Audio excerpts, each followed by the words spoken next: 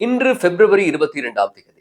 கடந்த 19ஆம் தேதி சத்தம் இல்லாமல் மிக முக்கிய நிகழ்வு ஒன்று நடந்திருக்கிறது. திருகோணமலையில் பெரும் இனவர்க்க முரண்பாட்டை ஏற்படுத்துவதற்கு ஒரு சில விஷமிகள் சதி செய்ய காரணமான ஜூஸ் பார் எனப்படும் குளிர்பான கடை அகற்றப்பட்டிருக்கிறது. இது உண்மையில் மகத்தான ஒரு விஷயம். கடந்த காலங்களில் நீங்கள் பார்த்திருப்பீர்கள், சிறுபான்மை மக்கள் செறிந்து வாழக்கூடிய எங்கேயாவது ஒரு பிரதேசத்தில் ஒரு புத்தர் சிலை திடீரென்று முளைத்தால் அந்த இடம் நிரந்தரமாக பறிபோய்விடும். அதன் பின்னர் என்னதான் ஊர் மக்கள் போராடினாலும், சமூக ஆர்வலர்கள் குரல் கொடுத்தாலும் எதுவுமே ஆகாது. ஆனால் இதற்கு முற்றிலும் மாற்றமாக திருகோணமலையில் சட்டவிரோத ஜூஸ் பார் அகற்றப்பட்டிருக்கிறது.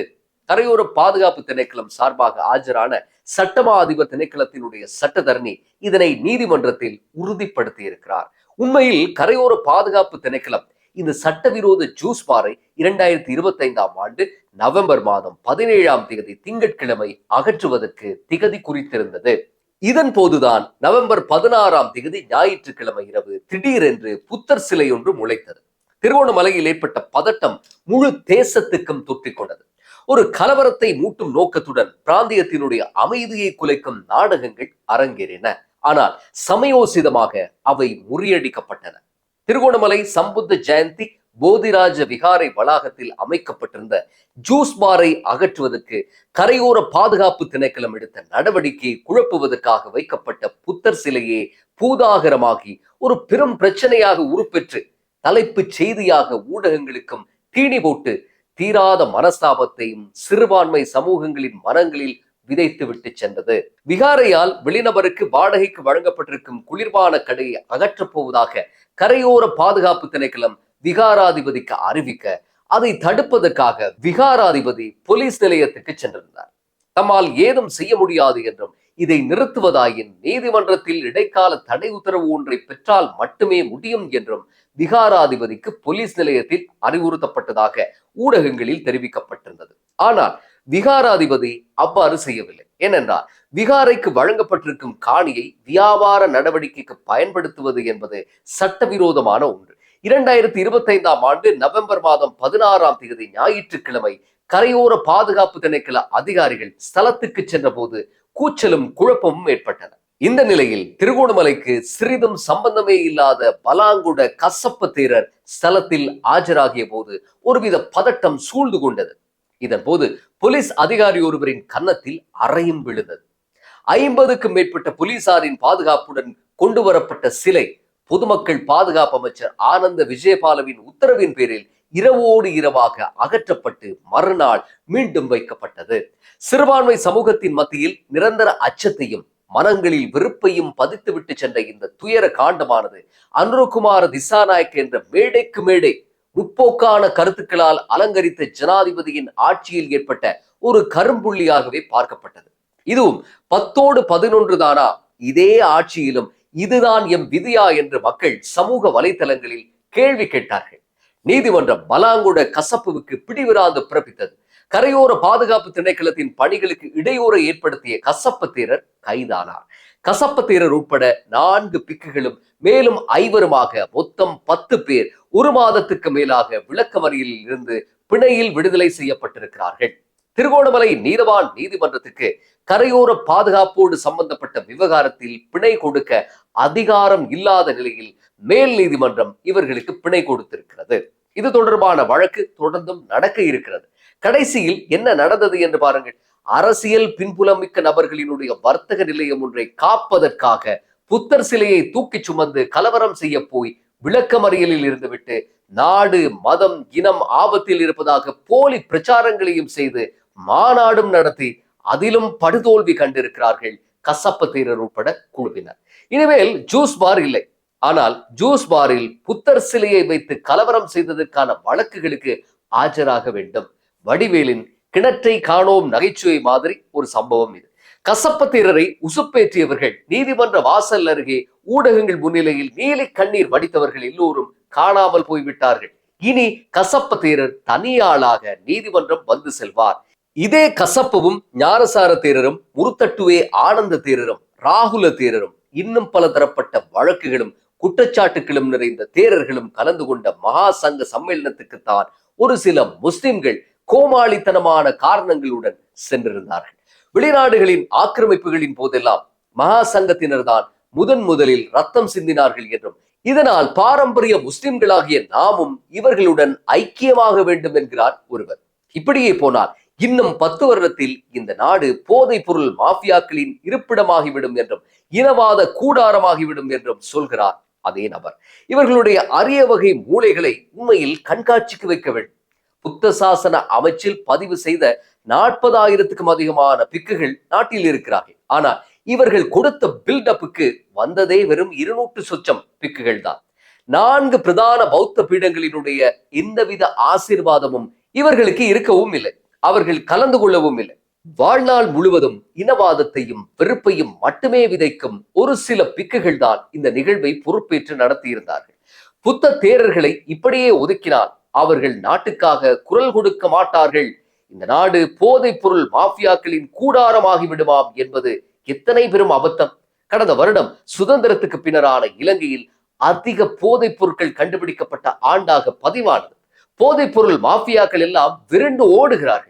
கெஹல்பத்ர பத்மே உட்பட பாதாள உலகம் மற்றும் போதைப் பொருளோடு சம்பந்தப்பட்ட தாதாக்கள் பலர் நாட்டுக்கு அழைத்து வரப்பட்டார்கள். இதெல்லாம் இப்படி இருக்க தம் ரகசிய அஜெண்டாவுக்காக கண்டதையெல்லாம் பேசுகிறார்கள். இதில் கலந்து கொண்டிருந்த ஒரு சில முஸ்லிம்கள், இந்த அரசு முஸ்லிம் ஒருவருக்கு கேபினட் அமைச்சு ஒன்றை கொடுக்கவில்லை என்கிறார் மற்றொரு ஆசாமி. முஸ்லிம் கேபினட் அமைச்சரவை கொடுக்காத விமர்சனம் இருக்கிறது.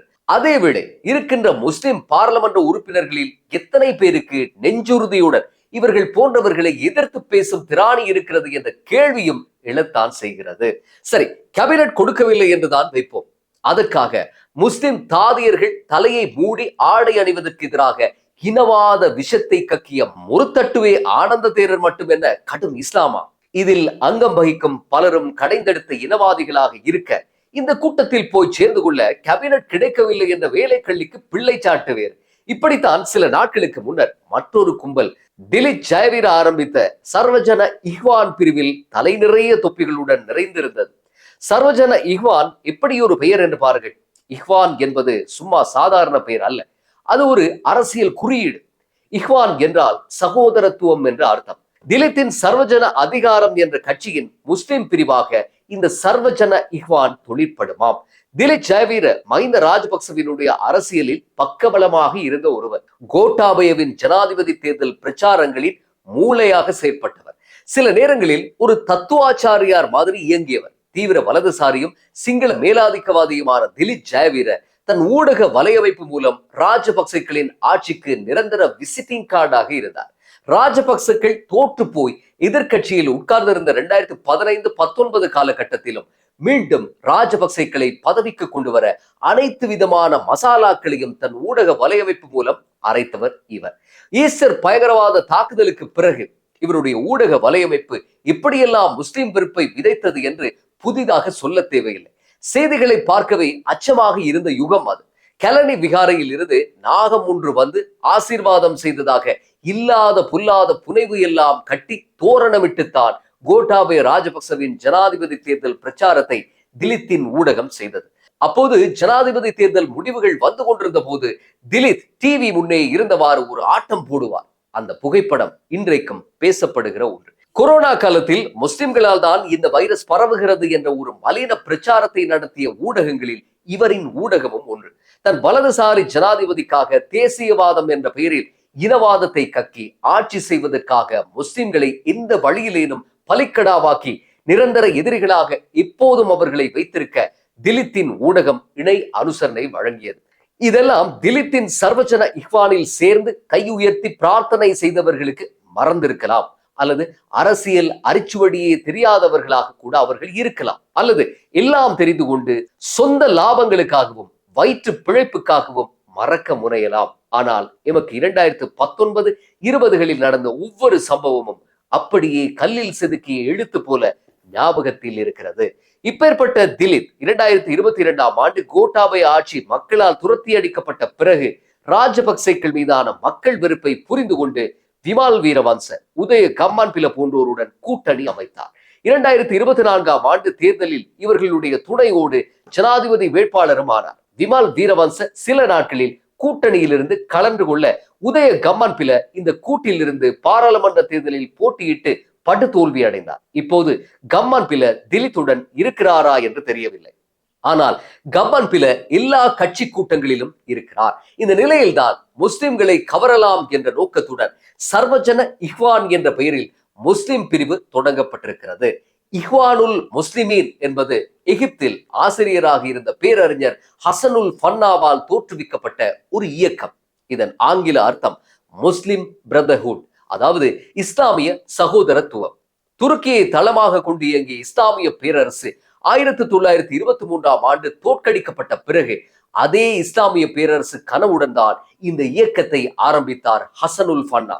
முஸ்லிம் பிரதர்ஹுட் இயக்கம் என்பது பல துறைசார் அறிஞர்களுடன் பல்வேறு நாடுகளில் வலுவான கட்டமைப்பை நிறுவியிருந்த ஒன்று. முஸ்லிம் பிரதர்ஹுட்டுக்கு என்று ஒரு அரசியல் இருந்தது, ஒரு சித்தாந்த பின்புலம் இருந்தது. பிரிட்டிஷ் ஏகாதிபத்தியவாதிகளுக்கு எதிராகவும் நாடுகளின் மன்னராட்சிகளுக்கு எதிராகவும் போராடி காத்திரமான பங்களிப்பு செய்த முஸ்லிம் பிரதர்ஹுட் பின்னாளில் மிக முக்கியமான புரட்சிகளில் பங்கேற்றது. எகிப்தில் 30 வருடங்களாக ஆட்சி செய்து வந்த ஹொஸ்னி முபாரக்கு எதிரான மக்கள் புரட்சியின் பின்னர் ஆட்சியை பிடித்தது. ஆனால் அது நிலைக்கவில்லை.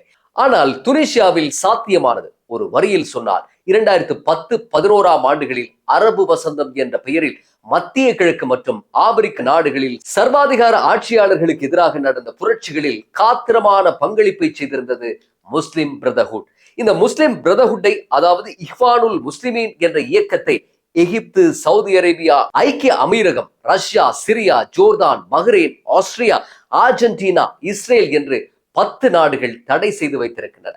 நாம் முஸ்லிம் பிரதர்ஹுட்டின் அரசியலை பற்றியோ மத்திய கிழக்கு நாடுகளினுடைய ஆட்சிகளின் நல்லது கெட்டதுகள் பற்றியோ இங்கே பாடம் எடுக்க வரவில்லை. ஆனால் இஹ்வான்களின் வரலாற்றின் சிறிய பக்கம் ஒன்றை விவரிக்க என்ன காரணம்? மத்திய கிழக்கு நாடுகளாலேயே தடை செய்யப்பட்ட ஒரு இயக்கத்தின் பெயரை ஒரு முஸ்லிம் கட்சி இந்த நேரம் சூட்டி இருந்தால் என்ன நடந்திருக்கும் என்று நீங்கள் புரிந்து கொள்ள வேண்டும் என்பதற்காகத்தான்.